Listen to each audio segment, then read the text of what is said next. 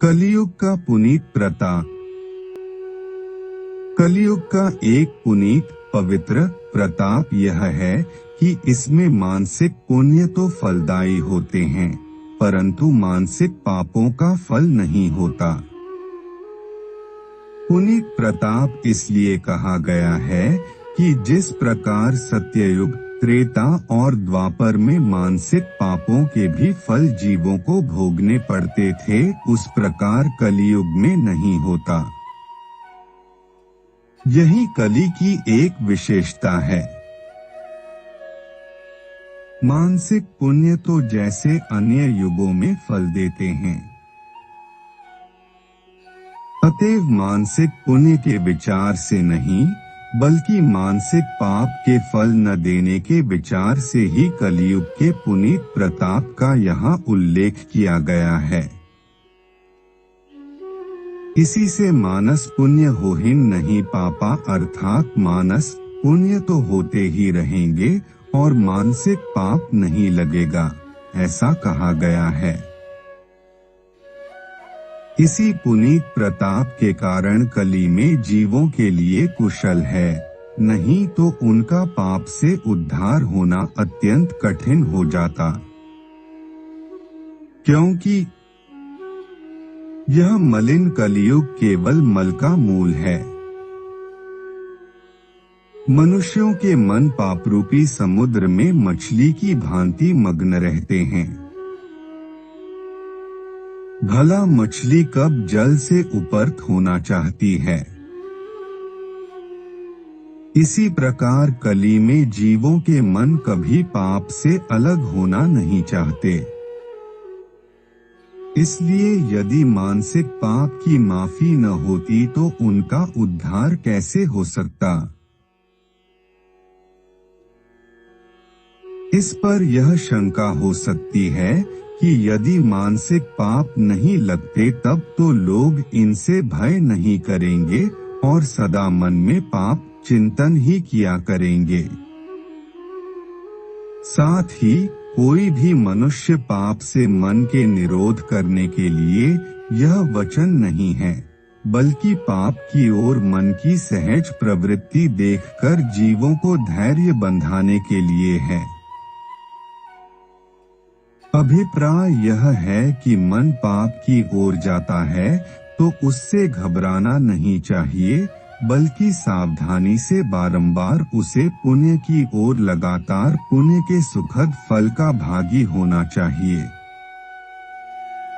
यहाँ मानस पुण्य के स्वरूप को भी जान लेना जरूरी है, क्योंकि लोग बहुधा शंका करते हैं कि क्या हमने 10,000 गोदान करने को मन में कह दिया तो उसका पुण्य हमें हो जाएगा। ऐसा कहना वाले लोग भूलते हैं।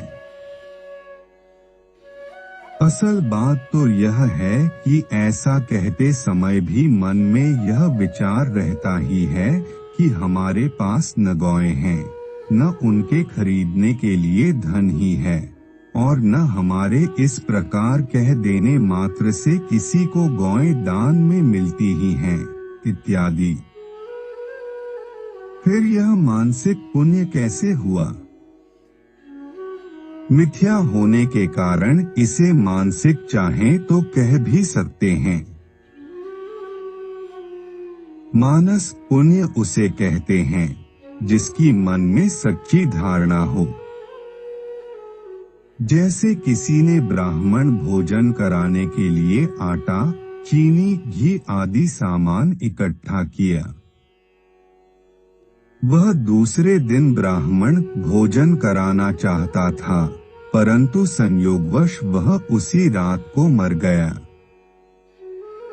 ऐसी अवस्था में मानस उमय के रूप में उसे ब्राह्मण भोजन कराने का फल मिलेगा।